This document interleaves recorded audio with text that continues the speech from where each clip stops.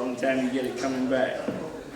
First of all, if I may, first of all, let me say welcome. This mini summit of AAI, the African American Initiative, is a continuation of the discussion that was begun in our initial summit back in October. I might point out to you that one of the things that we have tried to achieve through these initiatives, our summits, is to not only engage individuals in discussion, but to bring together perhaps policymakers and policy implementers in an arrangement that perhaps they have not approached within this particular context. And we didn't propose to have one meeting. We wanted to actually lay a foundation to have a continuing discussion. And this mini-summit, and we call it a mini-summit, it's designed to be small, a little more intimate than the larger summits, the major summits that we have, is a continuation of that discussion, a continuation of that effort. And we're hopeful that today that the discussion will bring more information to the table, more insight to the issues that are presented. And as such, we would invite those who are participating here to feel free to be involved in that dialogue. In fact, we encourage you to be involved in that particular dialogue.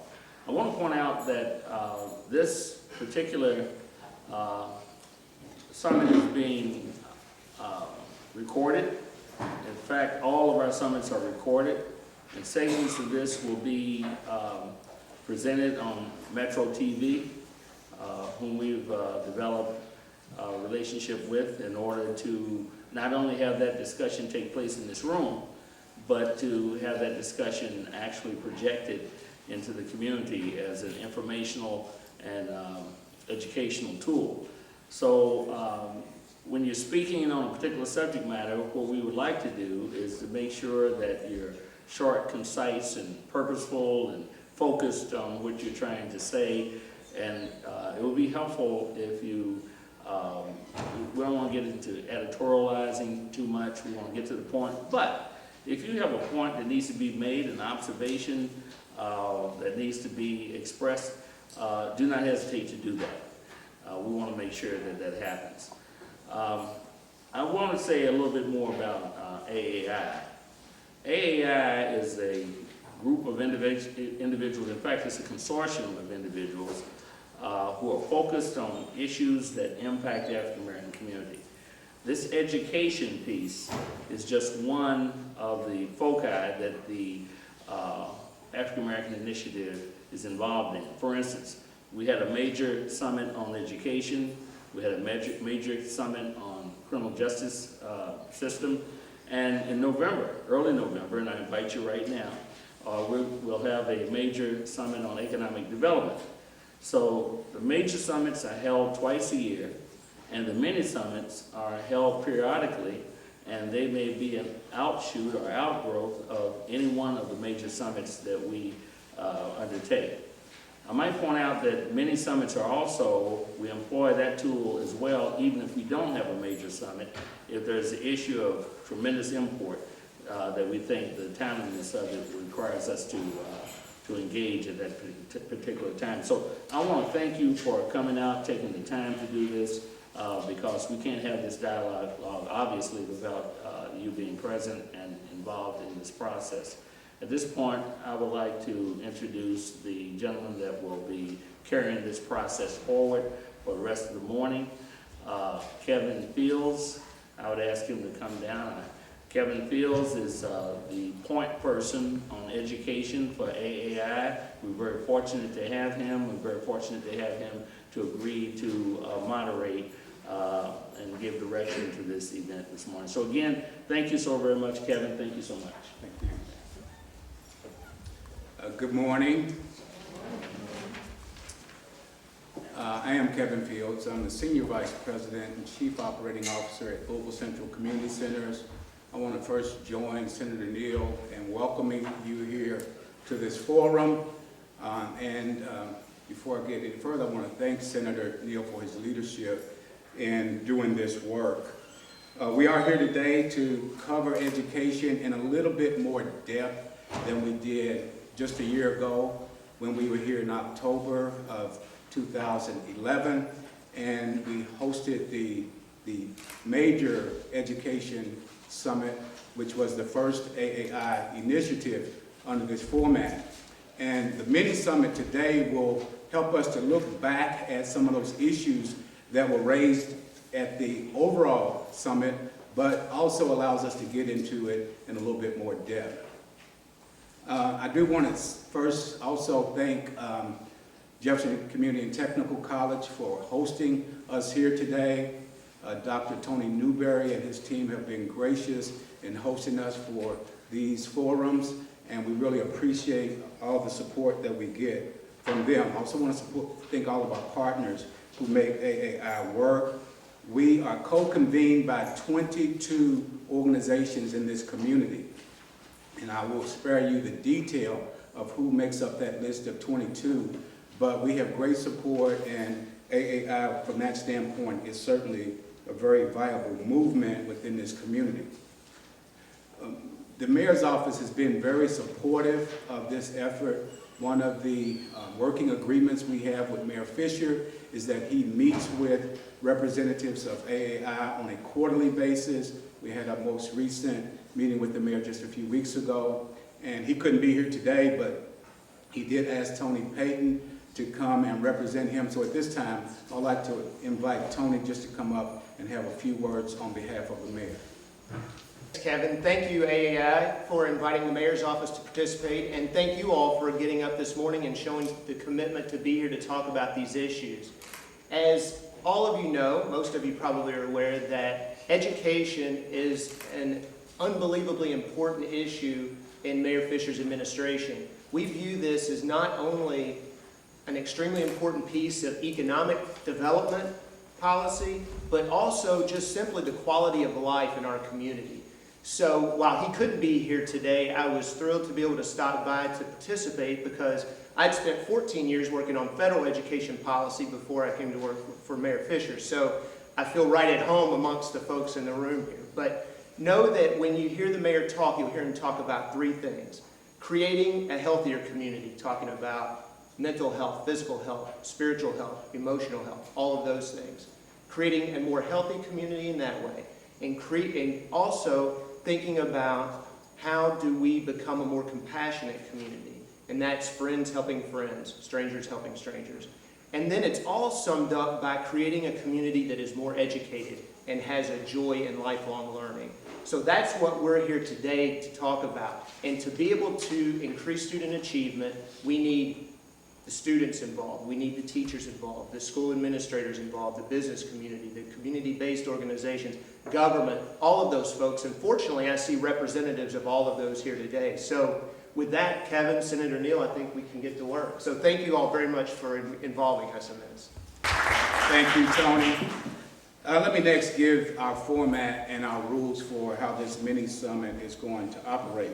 We do have an agenda, and everyone should have gotten a copy of that agenda as you register today. We're going to focus on 3 policy strand areas. When we were here last fall, the policy strands were broken into 6 components. They were student achievement, which is always first and foremost, diversity, and we subgroup diversity into 2 areas, diversity in leadership and diversity in student assignment. We also have a focus on post-secondary attainment. We have a focus on federal policy and how it comes into a local community. So the federal to local implementation is a focus. And then last year we focused on health and wellness as well as workforce development and economic empowerment. Today we're going to streamline the conversation a little bit more and focus again on student achievement, and the diversity issue is one of the issues that we're going to address, and then this issue of local implementation of federal policy. Okay, we have an agenda and participants, and I wasn't able to confirm all of our speakers today, but we do have a great slate of policy implementers as well as policy makers. And I do want to remind you that AAI is all about policy. We do have a description of what this movement represents in your packet, and it's all about policy. We're not here to address programs, we're more to address policy. So let me take a moment to describe in a little bit more depth what this AAI movement is about. We are composed of a wide array of leaders in our community. We've come together to address and confront the issues that face primarily the African American community, but by extension, the entire community. We're here to promote the needs and desires of the African American community, and we're here primarily to focus on policy, research, and data as it relates to the African American community, and in this case, education and the education of our students. And we all know that that is critically important to us. As Senator Neal mentioned earlier, we do have the mini-summit today, which is really designed to channel us into this focused discussion on policy. So when we were here last year, we kind of set the stage for an ongoing dialogue. And I'm pleased to say that there has been significant progress in the way of policy reform, even in the short period of time since last fall. The adoption of the Common Core curriculum standards is an example of that. So we did invite representatives from the Kentucky Department of Education. Dr. Felicia Cummings-Smith, who is the Associate Commissioner for Kentucky Department of Education, was invited to come and talk. And if you could come up to the front, we will invite you to do that. Also, Dr. Karen Kidwell, who is also with the Department of Education in Kentucky. They were both asked to come and share with us as a community this issue of Common Core content.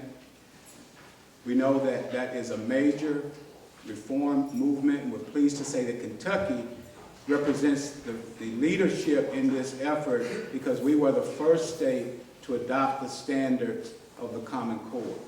So without further, I'd like to introduce Dr. Kidwell. You both, you could have a seat here, Ms. Kidwell. And we'll just have a conversation about the Common Core. I don't know if you had anything formal to present to the PowerPoint. We do. With, you have given us an overview of the Common Core curriculum standards and its relevance to Jefferson County and where we are in the process. Given the informal context here today, I'd like to say thank you on behalf of the Department of Education to have the opportunity to participate in this discussion that is so very important to the department, but also to Jefferson County. We want to begin by saying both of us are a product of the Jefferson County Public Schools, and we are working diligently to ensure that we have a partnership that is strong and will get at the critical issues that I know that you've been discussing over the last few years as a part of the AAI movement. On the screen, we have just outlined the department's interest in what's happening in Jefferson County. We recognize that without Jefferson County and the students in this district, our state is not able to perform at the highest levels that it can. And when we look at these statistics and the department's interest, we want to really hone in on students of color, African American students, and what's happening as we think about student achievement and we have discussions about student achievement. I appreciate the context that was set in focusing on policy. And on behalf of Commissioner Holliday, we want to celebrate the work that has happened in the Kentucky legislature by pulling together the most comprehensive legislation and Senate Bill 1, 2009, that has placed all of the policy components in place to make real change happen in our state. Change that we know will transform what's happening in classrooms.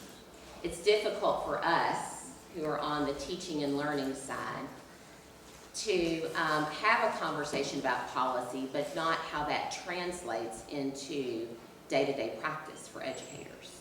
Because at the end of the day, that's what matters. We can have all the policies in place, which we do, to make real change happen. And on the back of your agenda, where you highlighted food for thought, there are several policies that are mentioned there that state that we have all the pieces in place to make sure all of our children reach their highest potential. And so today, we're just going to touch on the Common Core Standards movement and how we will highlight how having new standards will improve teaching and learning for students of color and African American students particularly. So with that said, I want to make sure that I highlight this last bullet here, because as we move into a new accountability system, which was called for in Senate Bill 1, 2009, there will be some designations that are a part of the new accountability model.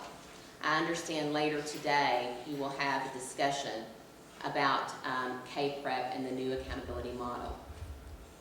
But most important to the work that you have in front of you as a community and the work that we're engaging in with Jefferson County are the supports that we can put in place for priority and focus schools. Focus with the intention on closing the achievement gaps and making sure that the legislation that preceded No Child Left Behind in Senate Bill 168 is a meaningful part of our discussions moving forward around accountability.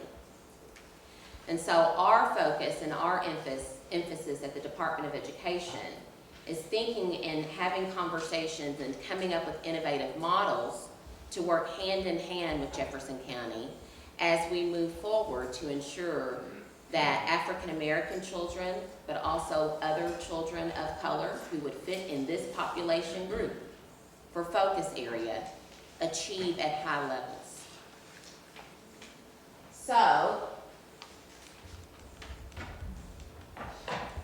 I understand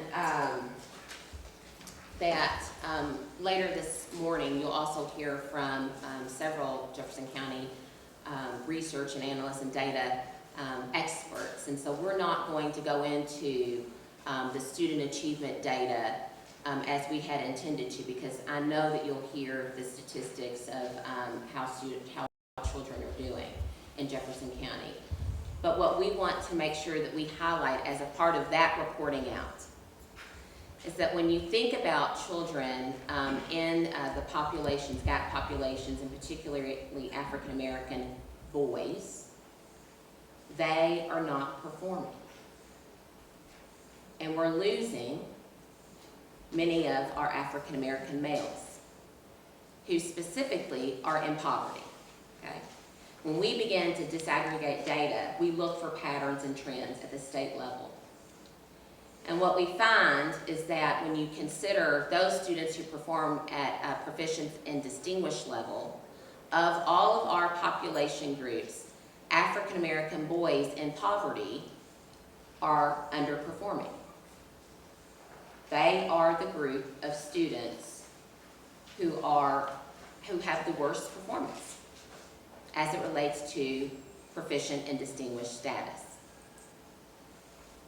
With that said, when we think about looking at statewide data, so that's a statewide statistic, but when we take Jefferson County out of that statistic, we do see that Black males in poverty are performing, still not at the rate of their peers, but they seem to be performing better. What that causes us to do at the department is say, what could be happening around the state? And where can we begin to find pockets of success where we can begin to say, this is what's happening for black males in poverty in other parts of the state? What are the types of strategies that are in place that are showing a glimmer of hope for black males?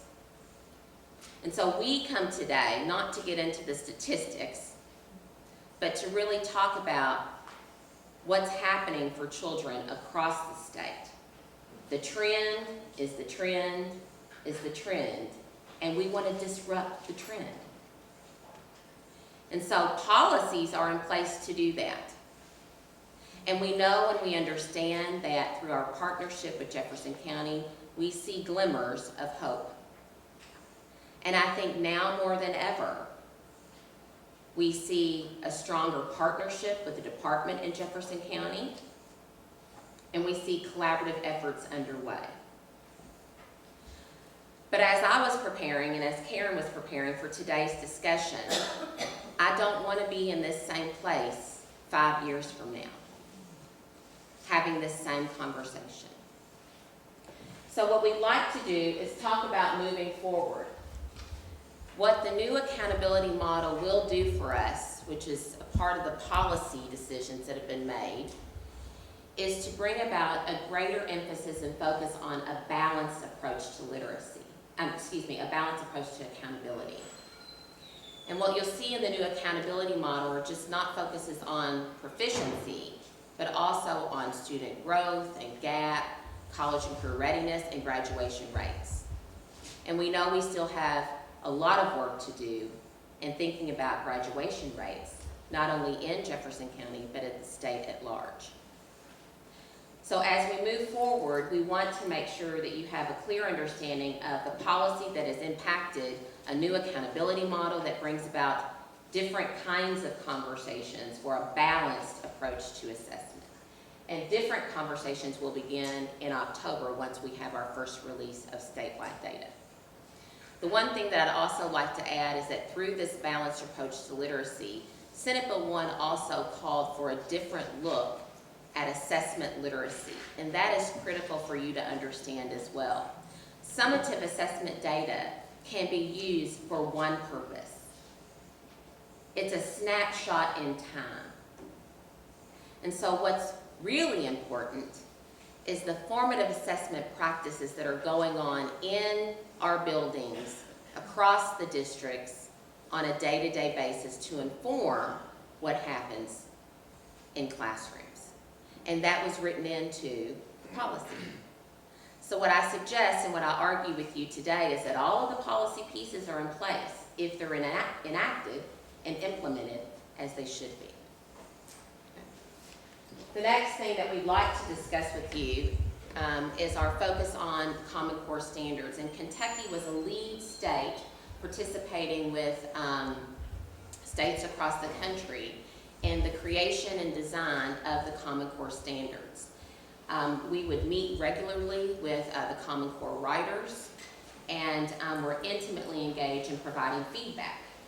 But this one policy shift in designing and developing new standards for a different educational experience is what's driving the work in the office in which I provide oversight. The implementation of the Common Core standards brings about greater potential for what we believe will happen to accelerate student learning to college and career readiness. It brings about different conversations on the progressions that are necessary, which Karen will get into the more deep conversation with you in just a minute, about the progressions of learning and where we expect students to be in mastery toward college and career readiness. But it also causes us to have different conversations about 21st century skills that we expect out of learners as they leave high school today and enter into the post-secondary experiences or careers. And so we wanted to make sure that we have provided for you during our discussion, panel discussion, an overview of what you can expect to hear more about as we move forward with this policy shift and implementing new standards.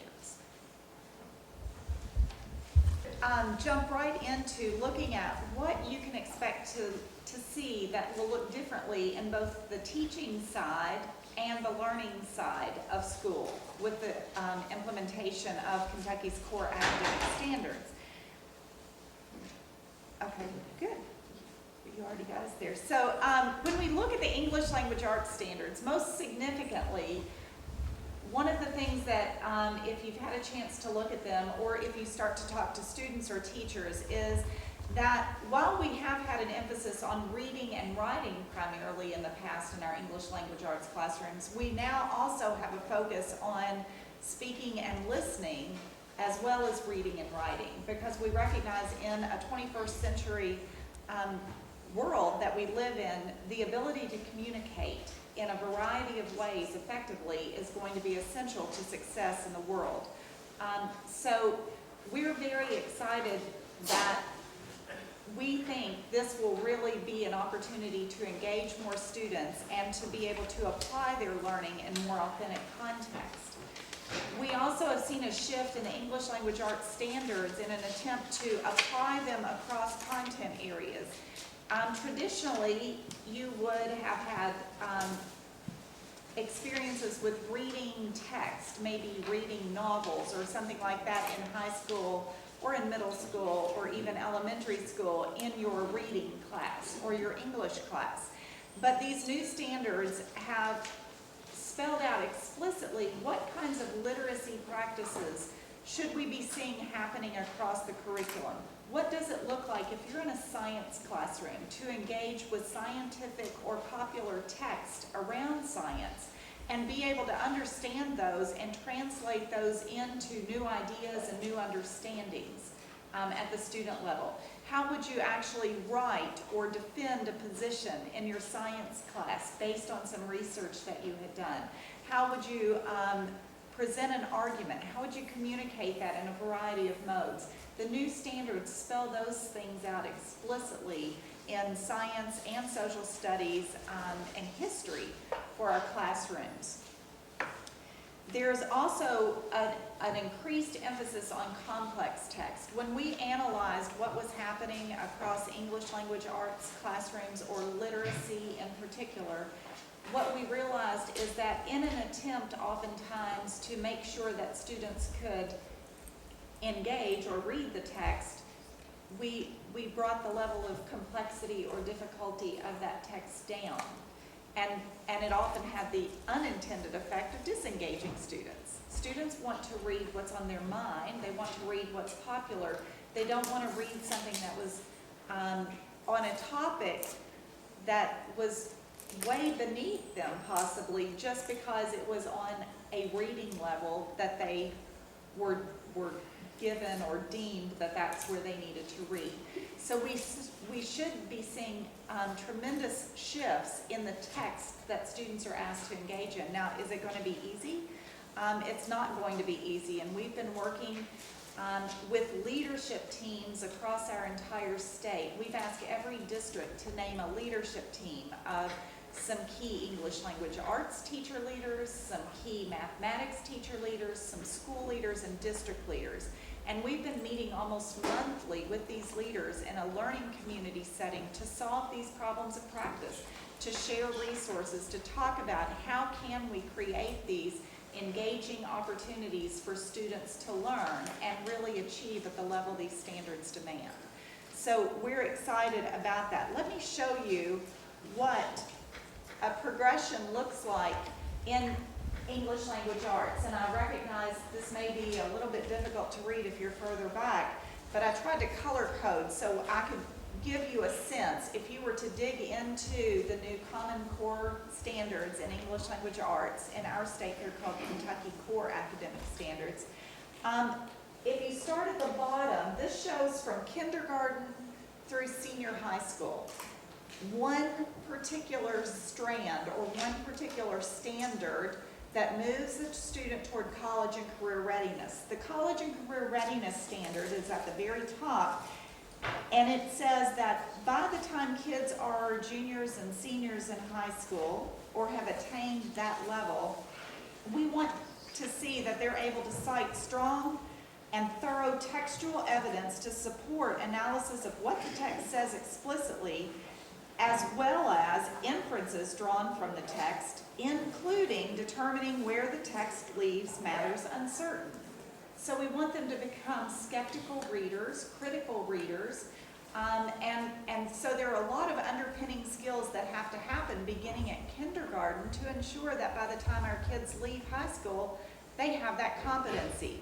So if you back it down, you'll see that in kindergarten, I've put the key learning pieces in green, and then everywhere you see something that's underlined, that's the new learning that builds on or progresses from the prior learning from K through 12.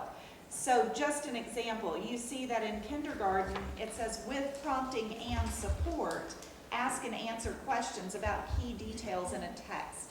So in kindergarten, we want kids to be engaged with print resources, and we want them not to just be passive recipients of what that text says, but to start asking questions. What does this mean? Who's saying this? Wonder why they said it this way as kindergartners.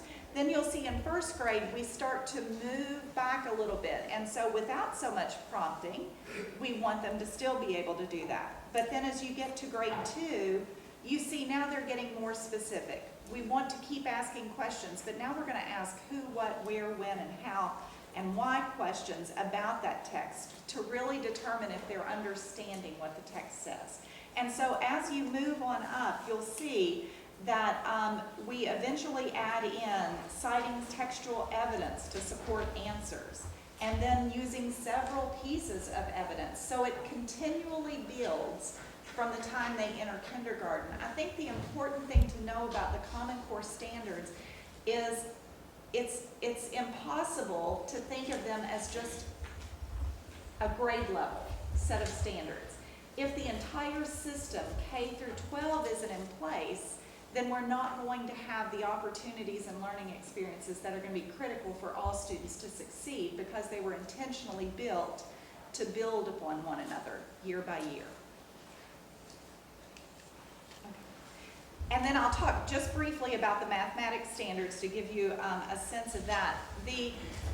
The national feedback that was coming around mathematics was that there's just so much to learn and there's so many topics, but then at the same time they were saying, but my kid goes to school and they learn the same things year after year, and even if they're still having a little bit of trouble with one thing, they stay on it without moving to the next.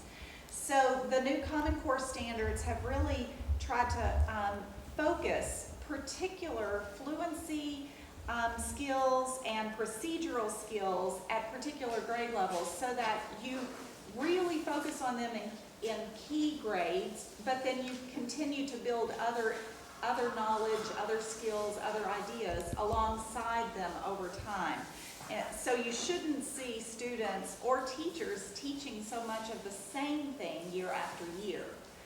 You should see a real progression as well. We've tried to really make them more coherent so that, again, they build. It's not like stopping, for example, fractions and then going on to algebraic expressions and not making the connection between them, but really showing why you have to have one understanding to support the next. And so this is just a graphic. We've tried to color code it to really show you the key thing about math standards is that they focus on these 8 mathematical practices that are outlined at the top, and these are the problem solving. If I could say anything about the Common Core standards, the intent is that students aren't passive recipients in classrooms anymore. They're active, applying learners. They're taking what they learn and applying it in new and novel situations and problems every day that they're in school. Whether they're reading new text and they're comparing one author's point of view to another in a non-fictional kind of way. So maybe they're looking at one scientist view of a theory or something like that against another's, and then they're being very critical and thinking about what are the merits of each of those, what could be supported with additional evidence, and so on. Mathematics is the same way. Yes? My daughter attends middle school, and I don't know if the books are the same across the board with the schools, but I've been having difficulty with her math book because it does not provide examples. Now, I'd like to help her when she comes home, but if the teacher is ineffective in instructing her in the classroom, then I cannot help her when she comes home. That we were just talking about, that's exactly the direction we were going to go with this conversation. First of all, it's been difficult because we've implemented the standards, and there really aren't totally and fully aligned programs available around the standards, but there are super resources. We've been trying to work with teachers to understand how to fit that together so that they're supporting student learning. As you are probably well aware, there are so many more available electronic resources to support, and that's where we're She does seeing. go online and she looks up information. Sometimes she goes to YouTube to look up concepts. And you know, we really support the use of strong instructional supports like Khan Academy to supplement that teaching and learning at home. But I'm going to let Felicia talk a little bit about our policy approach to effective teachers, because we absolutely believe it's that teacher in every single classroom. It's not even the average of what a school does that's going to make. It was about looking at everything we do in the system and seeing if it's aligned toward our goal, which is increased achievement. So if I had to summarize the audit in one slide, it would be this. Is the written curriculum, which you remember the standards are the Common Core that we've talked about, aligned with the assessed or tested curriculum? And is what we're doing, what we're teaching and how we're teaching, supporting that? And we know that if we don't align our efforts, that you will see the correlations that you see throughout the nation. A correlation of low achievement and poverty, for example. When you align your work, you can break that correlation. That correlation doesn't have to be there if you align your work. So if I had to tell you what the audit was about, it wasn't about the organization, it wasn't about that, it was about this. This is at the center of what we do, aligning our work to make sure that every student has the opportunity to master what they're expected to know. Now, the other thing in 1.9 talks about, a lot of this too is about putting systems and structures in place throughout the system so all of our students get equal access to things. A system of student support. Dr. Hensley is our Chief Academic Officer. He has worked with his team to realign and repurpose resources. So there are student response teams in schools, in the achievement area level, and at the district level.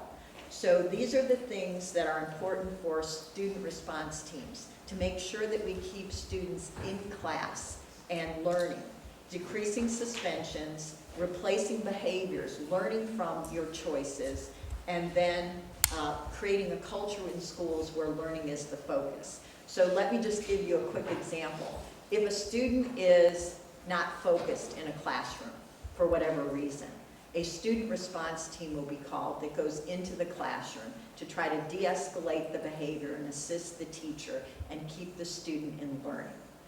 That's going to be the first attempt, is to keep students in learning. If that doesn't work, the student may be removed for just a short period of time while this team works with the student. If there still needs to be help, then the area, and now we have achievement areas, and I'm going to show you the achievement area superintendents, have another team of people that includes psychologists and behavior specialists that will be deployed to the school to assist. And then there's a level at the district level. The point is intervening as soon as there's a problem with the goal of keeping kids in school rather than out of school. And this team of folks is also looking at data on a weekly basis about the number of suspensions, the kind of suspensions, the trends in suspensions, so that we can provide support. The other thing is in 2.4, the disposition for post-secondary, and we're all on board with 55K and the important work that's being done. But that strategy is about making sure that all of our students know that what's possible for them for post-secondary and that they're ready for post-secondary. We don't want students to go to Bellarmine or to U of L or to Spalding and have to take remediation classes. They need to be ready for JCTC, the wonderful place that we're in right now. They need to be ready. So we know how we're going to do this. It's really simple and really hard. We know that learning has to be the constant. Every one of our students needs to master the objectives of the Common Core. So what are the variables that we need to tweak to get all students to learn what's expected? Time is one of the variables, and support is another variable. Some of our students, and all of you in this room, if you were willing to admit it, which I know you would, had to take longer to learn something. There was that college course, there was that, and I often say when I'm doing these presentations, I actually had to take the driver's test, not the written part, but the behind the wheel part twice, because I was so nervous. And actually, if you see me drive, you'll probably see why a little bit. Because I'm not that focused, because I'm always thinking about what we could do to improve achievement in Jefferson County Public Schools. But I'm very careful. But I had to take the test twice. It's okay. But do I not drive? Did I not pass that test? Of course I passed that test. Some of us need more time, an additional try, more practice. And some of us need additional support. Dr. Hensley would talk about resiliency quadrants. There are some kids with high challenges that need more. From Maslow's hierarchy of needs, some need something to wear and something to eat. And that's what family resource centers and the wonderful support systems we have. Some need somebody to dream help them to dream about going to college. So we know that time and support are things that we need to provide for our students. Now there's an initiative called Everyone Learns. It's based on Everyone Reads. This is an opportunity that you all need to know about for every student in the Jefferson County Public School System. There are wonderful community partners, and I see many of them in the room, that are part of what we call learning places. Learning places are after school or Saturday programs where our students have access to Success Maker or Study Island, where they can work on reading and math skills. And technology can individualize and differentiate. So we provide the subscription. And what the learning places do is help students be motivated about continuing to work on reading and math, those important skills. On the other side are the enrichment opportunities. Places like the Science Center, the Muhammad Ali Center, Actors Theater, the Zoo, the Kentucky Show. All of those places are experiences that enhance learning and help our students. So on the other side, we have a whole network of places in Louisville that really can help us with enrichment opportunities. So the learning place is about additional time and additional support and enrichment for all of our students. So what we've done is put a structure in place that we can measure things. A lot about this is data. And I have to acknowledge Diane Porter is the chair of the Board of Education, and she is with us. And Diane Porter has a way of focusing things. When we're talking about data and we get really excited about measuring things, Ms. Porter said at the last board meeting, behind every number is the heartbeat of a student. So as I talk about data, let's remember that behind these increases are the heartbeats of real students. And I also will tell a story about Everyone Learns. We sent postcards to all of our students and to students that weren't proficient.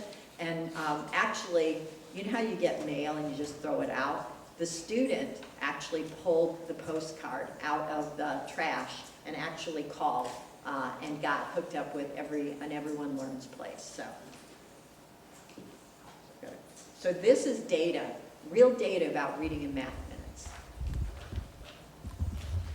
You see the increases when you give kids the opportunity and you give smart people in the community an opportunity, they make it happen. The other thing that's in place are professional learning communities, teams of teachers working to ensure that every child matters and that we're developing strategies to help every child. As somebody mentioned, I think it was Dr. Minnis mentioned, central office. This is the new cabinet. Dr. Radowski is here, Mr. Marshall is here. There are 6 cabinet members. We went from 18 to 6. And it has really aligned our work and focused our work. These are the achievement area superintendents. We now have these people responsible for a ratio of 1 to 22 schools. And the point is, what are we going to do about this? We need systems and structures and things in place. Student assignment. Student assignment, really quickly, honors our core value. Differences of each are assets of the whole. So it really, our plan really is about making the most of the diversity of this community, and it uses data, which is census information on income, race, ethnicity, and parent education. And it really recognizes the diversity in the Jefferson County Public School System. So we are all about data and tracking where we are, but we're also about making sure that everyone in the community has access to choices and understands the process. We're going to put parent assistance centers in the community so people have places to go that they can understand what their choices are. So lots of technological improvements to how we do this to make sure that everybody accesses the choices that they have. This is actually the county and the diversity of the county by the new census data. We talked about the Common Core, so I won't talk about that anymore, but it's about reaching a higher standard. It's about reaching an international standard. Can our students do this? Absolutely. When we get our baseline in October, that's when we have the systems and structures in place to begin what I call the academic climb. But we've got to know where we are, and that baseline is going to be really important. So October 15th, bring it on. We can't wait to see what our baseline is, because that's how knowing where we are is going to be the point at which we can all work together to begin to improve. So that's the vision. All JCPS students graduate prepared. The auditors believe this. This is the community that can meet this challenge. We have all that we need within this community to make this happen. And as the front of the strategic plan talks about, we will be the best district in the United States because we are going to work together. Enthusiasm. Bring it on. I like that. Okay, we're not going to break our format. We do have a couple more presentations before we get into the discussion. But there is one question that I wanted to bring back as I thank Dr. Dawson and Dr. Harkins for such a rich presentation. We see why we're on the way to being #1. But the question, the issue around the bar raising. When we look at academic achievement, typically we've understood academic achievement on a 4-point scale. You know, A, B, C, D, or novice, apprentice, proficient, distinguished, a 4-point scale. So the question becomes, when the bar raises, the proficiency bar raises, which is second to the top tier in that 4-point scale, what does that really mean? I've often equated in speaking with young people that proficient means you're right at about a B. That's just how a non-academic would speak to children. You're right at about a B. But when you say that bar goes up, what does that mean? What's the implication of that? Understand the relation to national standards. We're not comparing ourselves against just Kentucky, we're comparing ourselves against the nation. But help us to understand, just from a layperson's perspective, what does it mean that the bar raises?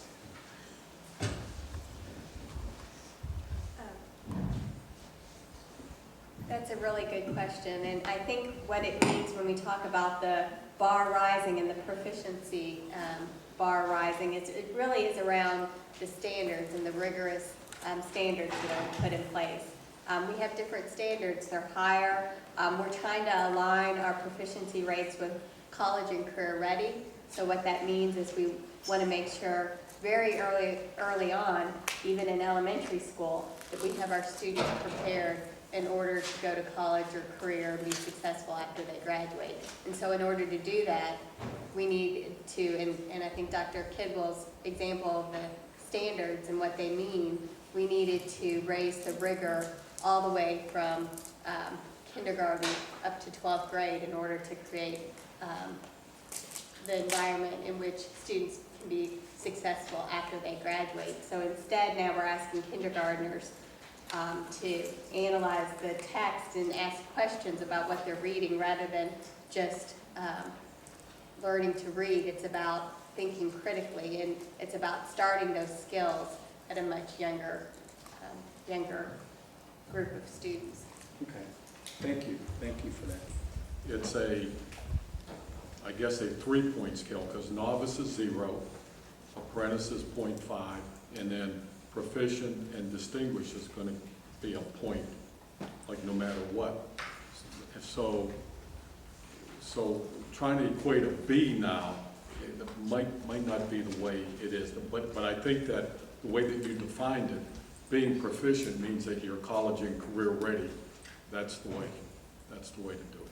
So About 55,000 degrees, 55K as we commonly refer to it. We also should know, if we don't know, about 15,000 degrees or 15K, which is to focus on raising the number of African American college graduates, about 15,000 in this quest. So we're going to hear some updates from Kathy Zandona, who is Vice President of Education for Greater Louisville, Inc., and she's going to represent 55,000 degrees. And then we're also anticipating Ben Richmond to be here to bring an update on 15K. Kathy. Thank you all so very much for allowing me to make a presentation on the work we've done with 55,000 degrees.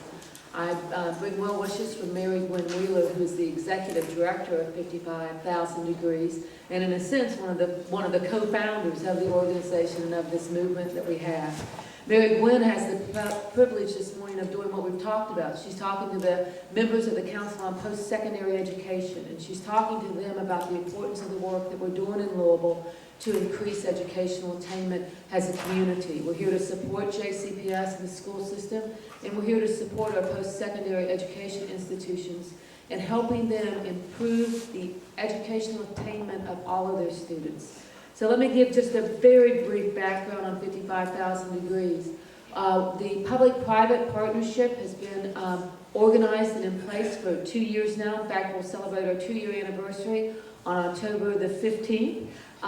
We put out 2 progress reports so far, an initial report when we launched the initiative and a progress report last year. And we will be issuing our 3rd progress report in late October to say how well are we doing in the areas that we're working on. So what is 55,000 degrees? And I bet I could get somebody to tell me how many more bachelor's degrees do we need of that 55,000? Anybody know? 40,000 more bachelor's degrees and 15,000 more associate degrees, thus 55,000 more degrees. Why do we need that many more associate and college degrees in our community? And we need it for a very specific reason, and it's called economic prosperity and economic livability for all of our citizens. Right now, the city of Louisville is in the almost on the top of the bottom tier of our competitor cities in the number of individuals with bachelor's degrees and associate degrees. If we achieve, when we achieve 55,000 more degrees by 2020, we will be in the top tier of our competitor cities. What does that mean to you? That means we'll have companies coming to Louisville because they know there's an educated workforce here that can meet their employment demands. It means that the businesses here will grow. It means Louisville as a community will grow and economic prosperity will occur. So from a Chamber of Commerce perspective or GLI's perspective, there is no more important work that we do in this community than the work at 55,000 degrees. So, with that said, the members of the 55, the mayor, Mayor Fisher heads up and is the chairman of the board, and there are 22 additional members who sit on the board of directors of 55K who are closely watching the work that we're doing.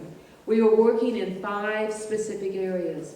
The first area is around improving the college culture of our community. We want it to be just like Dr. Hargens and the school board and the members of JCPS. We want every student graduating JCPS college and career ready. We don't want to have the question asked, are you going to college? The question needs to be, where are you going to college? When will you graduate?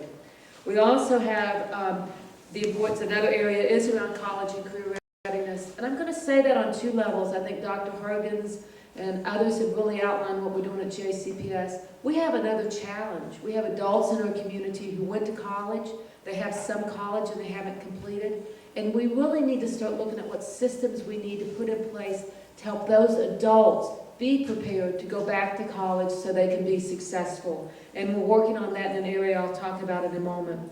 We're also talking about accessibility and affordability. And I think in a lot of ways we kind of, oh man, we all can put that aside because we all know about the rising cost of college.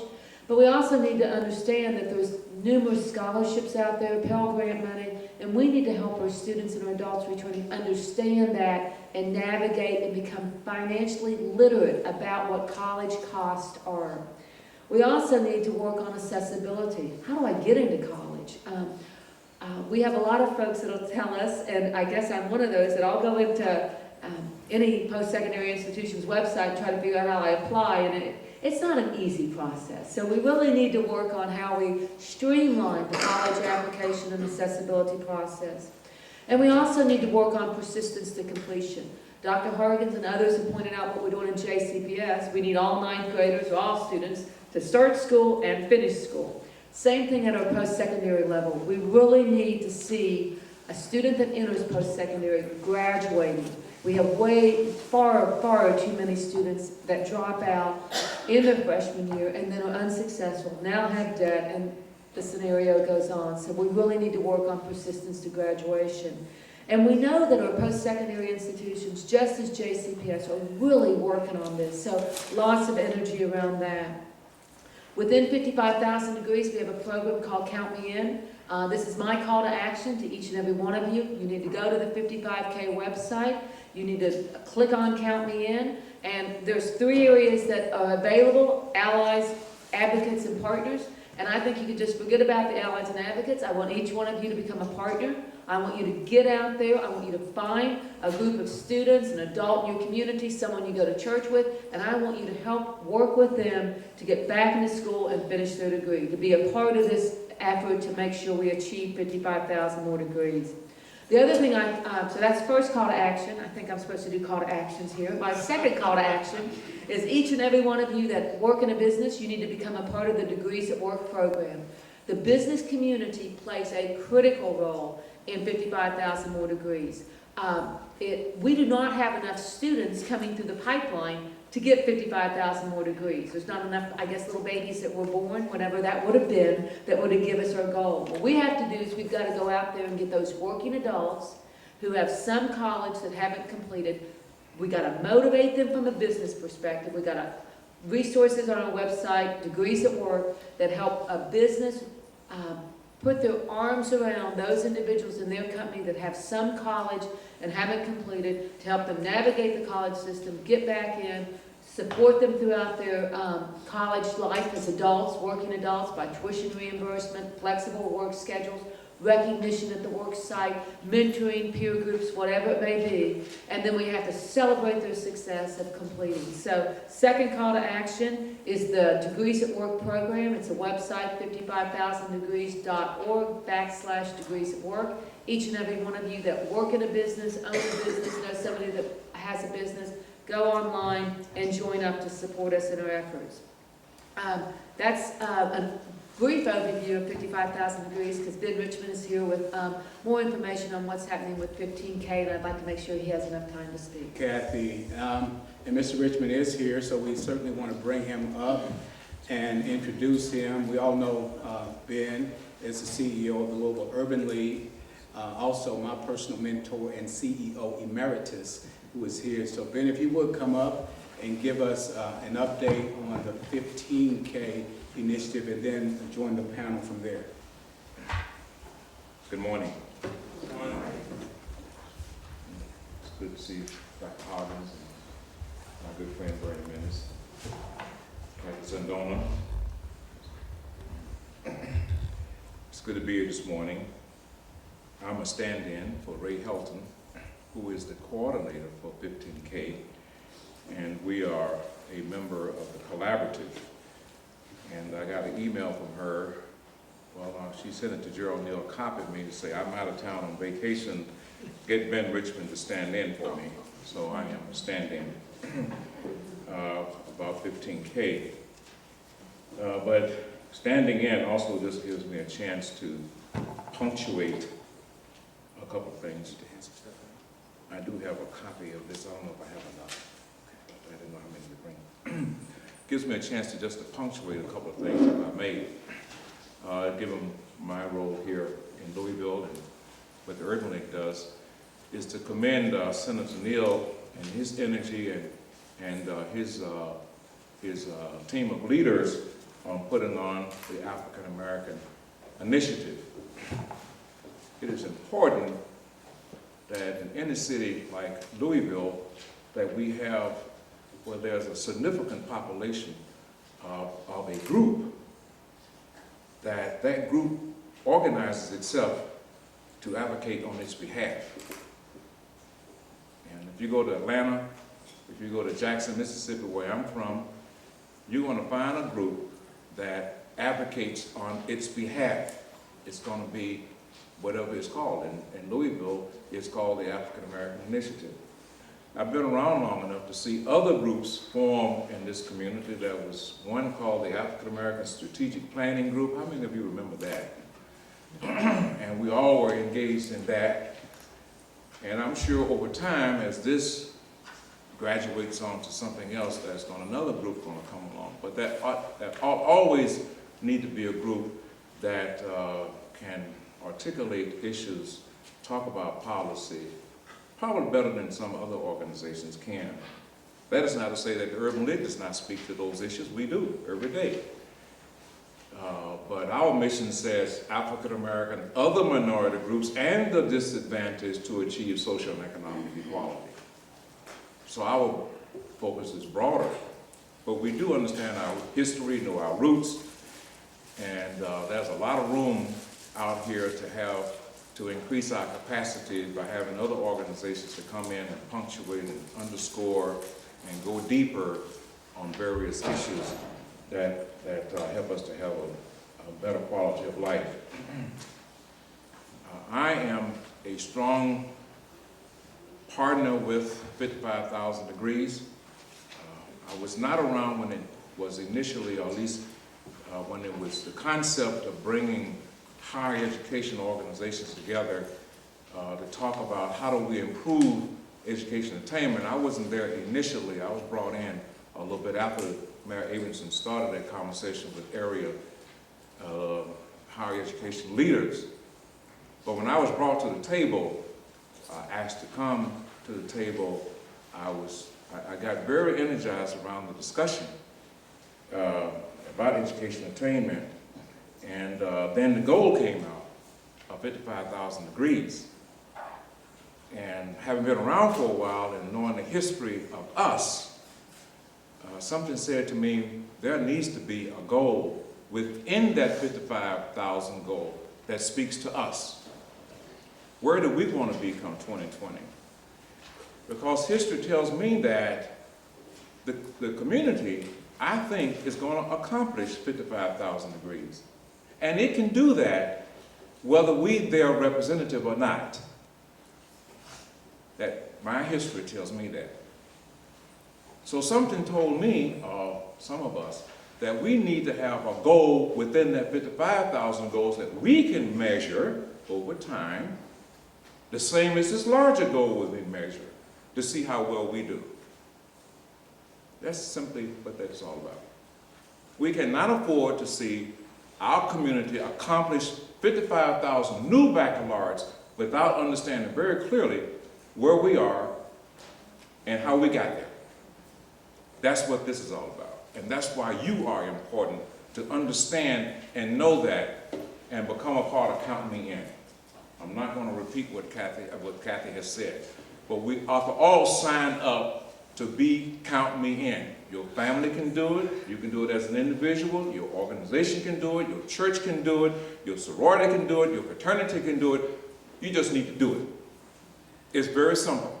Log on 55,000 Degrees and sign up. Log on the Urban League website, hit 55,000 Degrees, hit 15K and sign up. It's just as simple as that. It starts with us. Our history has long been a part of higher education, African American wise. Dr. Cosby talks about that every time he talks about Simmons. So higher education is not new to us, but in some communities, it's been slow coming. And Louisville is one of those communities. We are steeped with blue collar or no collar. So we have to create a college-going culture, and one of the objectives of 55,000 Degrees, create a college-going culture right at the top. And that's where 55,000 fits in. That's where we fit in as an urban league, is to help create that college-going culture. And my new director of youth development and education, Anita Magruder, is somewhere here. Oh, there you are. Raise your hand high. I want you to stand up. This is my new director,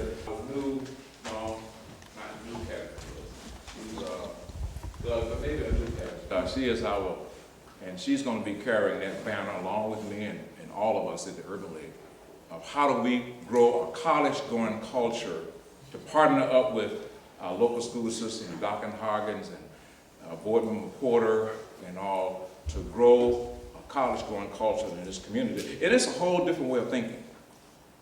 It's a whole different way of thinking. It's a whole different attitude that we have to push deep into our community. And all of us here, I mean, we came out, most of you probably are college graduates, and you've got brothers and sisters who are. But I can take you into some corners of the community where that is the farthest thing from their reach. And so, one thing that we have going, we have a toolkit, and I'm going to be short. I know you want me to be short. We have a toolkit that we designed just for churches to engage in this. It's called College Going Toolkit, Information and Resources for Faith-Based Communities to assist members in pursuing their college dreams. And we have a binder. To date, we have about 50 churches that have signed up, and over half of them are using this toolkit. We got about 150 churches on our list, so we got a ways to go to get this out into the culture of the African American faith community. And so, if you're a member of a church, you ought to ask your pastor what church you belong to. I think you all have this. I think you do. But if you don't, we want you to have it, because with us in the African American experience, the church is critical. It's kind of like the family, if you will. The family is the first institution. With us, the second one is the church. So we hope that we want your fraternity organization to sign up to be to pledge and be a part of 55,000 Degrees and 15K. We do have a scholarship that was launched last March for African American students who are aspiring for a college degree. I think we awarded 5 this past year. We're partnering with the Louisville Community Foundation on that scholarship.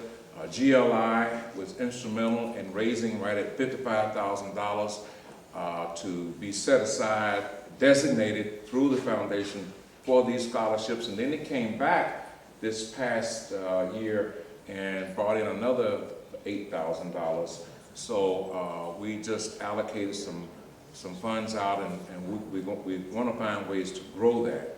So this is real serious business, this 55,000 and it's 15K. But we got to be passionate about it. We got to be passionate about it. And we're launching Count Me In. We're partnering with the 55,000 Degrees around getting some vistas to help us to go deep with this out in the community. This thing got to be block by block eventually. We got to raise it just that much. So there's a lot to do around that, and I commend all of you for being here. I take my seat on the panel. Segment of our agenda today, which is a moderated discussion panel. And we have talked about a lot in these framing issues of student achievement, diversity. We haven't gotten as much into the federal policy, but we will in this Q&A segment. Also the post-secondary focus. So we want to bring this kind of into a culmination of a discussion whereby we engage yourselves as audience members with our panel of experts. And also I want to take the liberty at this point, if we don't have any objection from Dr. Hargens, to invite to our panel Dr. John Marshall, who is the Assistant Superintendent for Equity and Poverty. There's some issues that will come up that I'm sure falls under his purview. I want to invite him up to the panel as well. Now we want to engage this conversation for the purpose of probing a little bit deeper into these issues because our primary objective is effective policy. So we want to increase the effectiveness of what's in place, and as we've heard today, there's a lot of good policy in place. In fact, I want to recognize we do have policy leaders in education with us today. Our chair of the board, Diane Porter, is here, Jefferson County Public Schools, as well as Debbie Westlum, as well as Ms. Linda Duncan. So we really appreciate the board being represented, and any other board members that I didn't see here. We really want to dive a little bit deeper.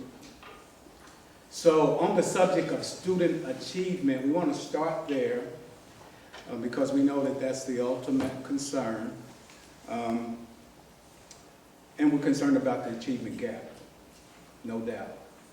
And we know that the Vision 2015 has embodied in its strategies to address the gap.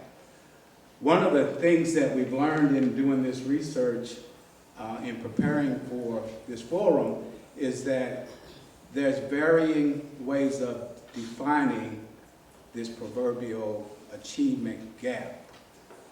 From one standpoint, we're trying to get all students to proficiency. That was pretty much the No Child Left Behind goal. Reading and math proficiency by 2014 for all students. So the gap from that standpoint could be certainly the difference between those who are at proficient versus those who are not, considering all races, all classes, all genders. And I hear that still in the rhetoric that that's still a primary thrust to get students to proficiency. But then we also have this achievement gap as defined by Senate Bill 168, which talks about the difference in outcomes for students by groups. And it looks at gender groups, and it talks about minority groups. It talks about free reduced lunch. It talks about disabled students. So we're concerned about those gaps as well. So the first question that we want to bring back up again, we've already been there, we've talked about the gap before, but we want to know how will the district achieve sustained improvement to close the gap. So we certainly want to see increased graduation rates. To achieve our 55K and 15K goals, we must graduate college-ready students. But we understand that when you look at the landscape as it is right now, the data suggests that there is a gap. In fact, the 2011 data showed about, I think, 20 some odd points between African Americans and whites when it comes to reading achievement, almost 30 points when it comes to math achievement. So we still have an issue. So the question again is, how will we achieve and sustain improvement for African American students, and certainly we would pose that initially to Dr. Hargis. Making sure that we're aligning our efforts, we're looking at data, and we're providing systematically extra time around learning for students who don't know it. That's the way that you increase achievement. So,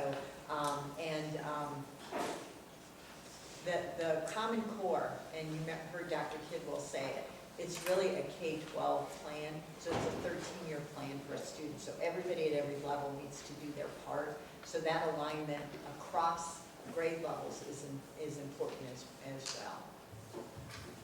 Okay, thank you. Any other responses? Anybody else? When will that time happen? For the kids who need extra help? Right, I described professional learning teams or communities work in schools, and lots of schools have built into their school day intervention time. For instance, at Atkinson Elementary, if you don't know how to read well, you are given more time around reading, but then the learning places are more time after school where you can focus on reading and math. And then Saturday opportunities as well. We're not going to get there in the same amount of time for an individual student. We need to increase time. So the community can help us, individual schools can help us. That's where we're trying to put our dollars. To increase learning time. Okay. I think one of the things that we have to do is we have to work with and partner with JCPS in making sure that what is now very transparent along the lines of where students are, that day by day, month by month, year by year, that we are seeing the progression. And when we're not, asking why, so that we can continue to build that partnership and making sure that we decrease the gap. So it's everybody. It's the business community, the civic community, churches, all supporting the improvement in student achievement so that we close the gap. The gap has to close for us to achieve our goals. I was just going to add quickly, in terms of what Dr. Hargan said about increasing the time. The other piece of that is being more efficient with the time that we have.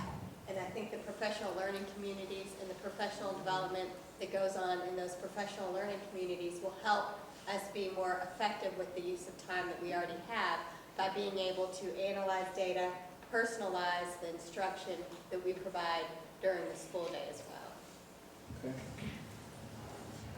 I cautiously step into the street. I get concerned when we tie the achievement gap together with cultural competence, but I think one of the things, and John, you need to answer this or talk about it, I think one of the things, a higher level of addressing cultural competence and the achievement gap is helping teachers know how to use that as far as instruction. Cultural competence is teaching people more than just how to work with kids who come from a different culture. You have to also get into cultural responsiveness and culturally relevant instruction. And that's the next step. And I know, John, I don't want to speak for you. And that's John's sandbox right now. And I didn't mean to push him in the street, but it is a very interesting next step in how you connect cultural competence with instruction. If you all know me, and like Rita and Dr. Menace, they've always been telling me what to do since I've been a child, so this is nothing new. I think one of the ways to connect, that we are going to connect cultural competency with the classroom. There's no need in me having these district-wide rollouts and this feel-good stuff on cultural competency and know we have a diverse group of kids. Diversity without inclusion is nothing. So when we send these children to the other side of town, we might be diversifying the classroom. But now, once we're in the classroom, we heard KDE talk about schools are different within the schools more than they are across schools. So we need to go into the schools. We need to talk about, now that you have this diverse group, what differentiated instruction is truly in place to address these children. So culturally competent or culturally relevant pedagogy is the next place we're headed. And culturally relevant pedagogy comes with everyone can do it better. It comes with U of L. It comes with Zandona Squad, and we're gonna have to really, really look into those things that we're talking about. KDE is rolling out teacher effectiveness.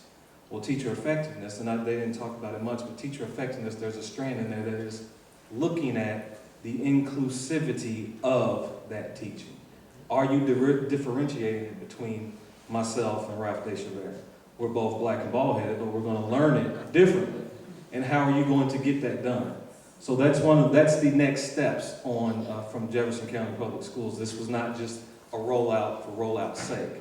This is here. Diversity is here. It's always been here. But now the inclusion of how we're going to teach it is what is the next steps. And professional development, if you were to go to our website and see some of the professional development that's rolled out, will show you that we're kind of trying to address those things. So if we take this issue a little deeper and build on John's comment and what Dr. Menace touched on with cultural competence, and Howard Bailey, who was in our audience today from my alma mater, WKU, brought up an issue earlier that is, if we really understand what this issue that we're concerned about mostly, it's about African American males and the fact that they underachieve more so than any other group. And you might have noticed in our food for thought listing, there's a link, and there's a listing in your packet, but if you find the same list on your email, you'll find that this is a dynamic link that you can actually grab to the information that it refers to. But this article that was written by Dr. Jawanza Kunjufu, it was under the title, Understanding Black Male Learning Styles. And he brings up some interesting points in that. One of the statistical points that Dr. Kunjufu raises is that if you look at the public education system across America, his data tells him that there's about 80+% of the faculty in public schools are white female. And I think if we look at Jefferson County Public Schools, probably not that high of a percentage, but the same issue. There's a predominance of white female teachers in the public school system. And on the other side of the coin, when it comes to students who underachieve the most, is African American males.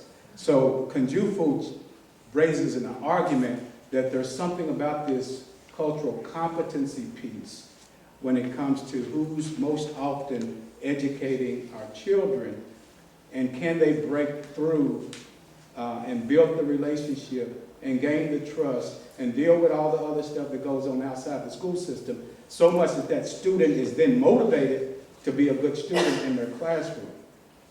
He challenges that argument. So when we talk about cultural competence in Jefferson County Public Schools, I'm wondering, is that lens of reference in mind when we look at the issue of who's most often in front of the students in the classroom versus the students that tend to struggle the most?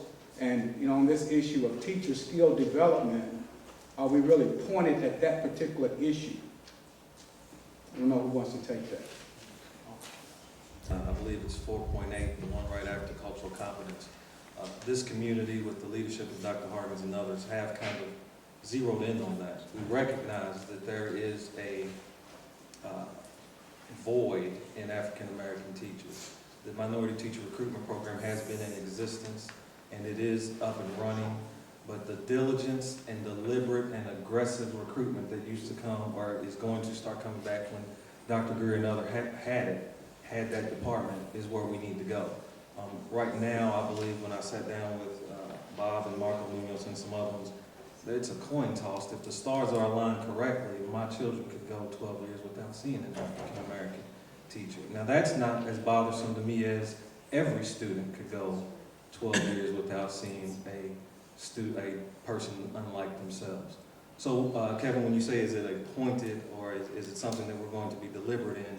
Yes, the recruitment efforts, Dr. Greer, are going to be back to your aggressive style of recruiting, and some of the other efforts as far as, and Kunjufu also talks about as it relates to achievement.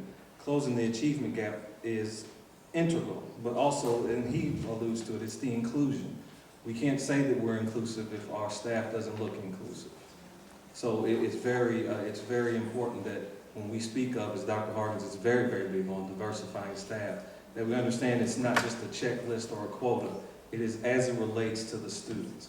Students can relate to and believe and trust when they see that, yes, Donna Harkins is about it, because Donna Harkins just hired my dad who graduated, and my brother who just graduated in the 55,000 degrees from U of L and is majoring in education. So that is some of the things we're looking at as it relates to recruitment and retention.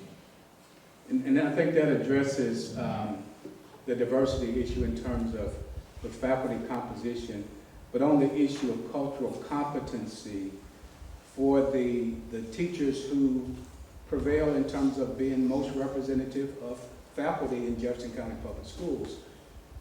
How do we raise the skill level? Because I think it is an issue of instructional skill to change some of the issues that insulate African American students, specifically males, such that they don't express their wherewithal in terms of being good students. Our belief is that they have the ability to do it, but for whatever reason are not so inspired such that the statistics show them at the bottom of the rung. And we don't believe that that's an issue of capability or intellectual capacity. It's an issue of not being effective. Someone's not being effective. So, Doctor, did you want to add something? I just wanted to quote Jufu again. He said that we, and he's speaking of the African American community, he said we must empower white teachers to work with our kids. We are not going to get the pipeline of getting African American teachers out that pipeline quickly. So what has to happen, and I say we including the universities, we must empower white teachers to work with the kids. We must help them to go beyond just some type of cultural sensitivity and get into how do you teach the kids. But on the other end, we in the community, I saw Eddie Woods here a minute ago, we need to be able to help those teachers with some of the skills that they have, that understand how to work with our kids. And so it's not something that we stand back and say, let them get it together, and the district needs to get it together, and yes, they will, and they are, but it needs to be something that's a partnership. Dr. King is here. He's been working with African American kids for many years, and he can talk to you or talk to someone who's developing the training to say, these are the skills that work. These are the things you don't do. You don't quote diss an African American male in front of a room. He doesn't care how many in there. He will not be dissed. And that's something you learn and pass on. Okay, we have a couple of follow-up questions to this particular discussion, and then we're going to move on to our next. Introduce myself this way. I'm a lifelong Louisvillian, a product of Jefferson County Public Schools. A&M Moore was my English teacher in high school. Graduate of University of Louisville. Took me 9 years, but I got there. Mother of 4, all students of Jefferson County Public Schools. 3 have bachelor's degrees, 1 has a professional degree, and 1 has a master's degree. Well, 2 have professional degrees, I forgot about that. No, I'm certifying my PhD in life here. All right, now, the reason why I'm saying this is because, you know, I also work for an agency of teeny tiny nonprofit that teaches conflict resolution, and a lot of you all have been through our workshops. But I very seldom hear about peace education program when it comes to teaching cultural diversity or conflict resolution. So I want to ask some questions that came up to me after the discussions. 1, where can we get those diversity charts and slides that I saw that you put up there?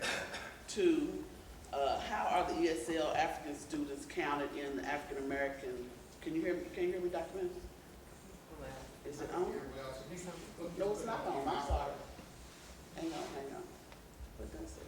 I heard all that. Yeah. All right. So 1, where can we get the slides? 2, how the ESL African students counted in the African American population, because their inability to speak and understand proper English and Ebonics and whatever they speak in their culture and surf all those waters, that they have to probably take our numbers down twice as fast.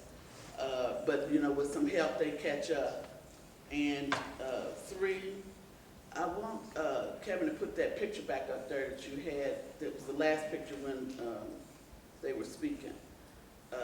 We are listening to and talking about the macro things. That picture, we can make this challenge.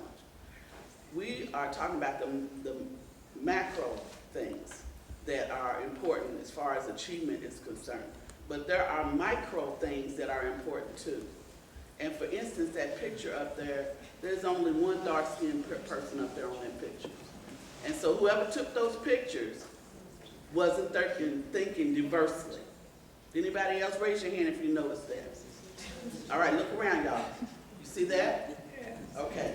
Now, I brought that up because one time, a long time ago, that master's degree child of mine had opportunity to go from Englehart Elementary out to the suburbs when they redistricted something or whatever. So I went on a little tour to see if it was better for him, because Englehart at the time didn't have advanced programming. He was an advanced student. And the only school that I liked out of the 3 we went on tour had depiction was Middletown Elementary, if I'm not mistaken, had a depiction of cartoon characters, storybook, you know, Alice in Wonderland, all that mess on the walls, everything. Really beautiful murals. I'm an artist, I like them. But not one of them was a dark-skinned anything. And usually, you know, in cartoons, the dark-skinned thing is the one that gets kicked, hit, put out, just like all those statistics y'all put up there. And so image is important is what I'm trying to say. It is a micro thing. But when my child, you know, I just told y'all I got a PhD in life. I got 3 college graduates. I work with the kids that the teachers don't want to work with, in school and out of school. So what I want to know is, where is that challenge? We have to put, you know, I struggled with even talking because I knew I was going to ruffle the feathers of my African heritage brothers and sisters here. And I might shut down my European heritage brothers and sisters. And I am going to wind it up. That's the reason why I'm saying this. Okay, so all I want to say is, and as far as the 55K is concerned, 1, they have to graduate and be able to get a living wage. What is Louisville going to do about that? 2, what are we going to do about all of those college loans? We have plenty of professional colleges, Sullivan, other colleges in Louisville, JCTC. They have to incur these loans. These kids don't know what to do with these loans. The parents don't know what the parents won't sign up for them. That's why they won't go to school. You got to have a loan to get in school nowadays. So the parents, grandparents won't sign up, they won't go. So we have to have some type of college forgiveness program in place when they get through with that degree, or they won't be able to prosper. ESL students count, I'm sorry. African Yeah. ESL students. Okay. And ESL students are counted in both the ESL student group as well as the African American group. Just like Hispanics that qualify for ESL services would be counted in both the Hispanic group and the ESL group. Now, one thing that the Kentucky accountability system allows is for any student that is LEP, limited English proficiency, that they have a year's worth of, I don't know if I want to call it a grace period, but they're not, their scores, they're not held accountable, and they don't have to take the test if they're in that first year of entering the United States. So that's just a follow-up with. Okay. Ms. James, your question? Yes, one back here from Kentucky, and my question just, I was following up with yours, is what is the inclusivity of the resources and the text and everything else that go into the curriculum that is taught to the students? Because if we don't have inclusivity in that, the things that they are constantly being taught each and every day, then how are we truly bringing inclusivity if the teachers are just, confident that this student may not look you in the eye because this is what their culture is, but they're not saying, or they're not reflecting, in a reading, text that, we're reading about this Somali student, or we're reading about this Asian student, we're reading about, this African American student. So I'm just curious as to what are the resources that are being provided to the teachers when they are taking these professional development, cultural competency courses, I'm guessing, or workshops. The diversity of the students, and then the other resources. So, how the teachers, just all the resources that are used to equip students with the curriculum that they're supposed to learn for the testing or just on a daily basis. So is the curriculum diverse in its provisions in terms of what students are learning? Question I make the distinction between what the standards say, that students should be able to read to learn, and the how, the design of instruction that includes different resources like we're talking about. So information-rich text could be exactly what you described, and teachers are working together to come to find those things, and they're working with the state to find those things. So it's not, that's a really important distinction, that students are supposed to read to learn, but what they read to do that is really something that we can all work together to make sure that we really have strong materials. And somebody talked about the textbook. The textbook, nobody should be following the textbook. The textbook is not aligned totally with the Common Core. The best textbook is probably 40 to 60% aligned. So we don't teach the textbook. We teach the standards, which are the Common Core, and we use our professional judgment about the resources. And I want to thank you for pointing out the visual, and it will be corrected immediately. So I appreciate the honesty. What we're talking about is a tolerance for truth, so that you were able to say that. Know that that is greatly appreciated, that feedback. Good. I just wanted to make a comment that in the schools that I'm responsible for as a school social worker, I've seen an increase of African American males in administration, and that is in this new role group called assistant principals, and I'm very proud of that. And I don't know exactly how many was hired during that process, but I can speak of Southwest Jefferson County, where, as some of you have shared, that those kids in the lower elementary could go through that whole system and not see an African American male, and it has made a difference. I also want to celebrate my system in embracing non-educators. We're school social workers, and we're celebrated in the sense of being able to be a part of making decisions, but also the student assignment. They've allowed us during the summer to work with parents that are very angry, very upset, did not understand the student assignment. And so I commend that, because a lot of times systems don't embrace other role groups outside of educators. And so I'm very proud of that. And I also want to say that Fayette County, I don't know if anyone has taken a look at that model. They have a school called BMW, Black Men Working. And that superintendent allowed, I believe, 100 students to start an alternative program to address some of their achievement gap in Fayette County. And I've watched that program that started as a small tutoring program in a church. And now this school year, they are focusing on 100 African-American males, 6th, 7th, and 8th, and 9th graders. So some of the administrators or someone may want to look at that model just to see how they're doing. I don't know a lot of details of funds or anything like that. But I can tell you that I did go to that opening night, and the pride and just the whole community embracing that population was very moving. And so again, I do celebrate our system in making sure that there is someone that is involved in our communities that are out there working on behalf of families as well. So Thank you.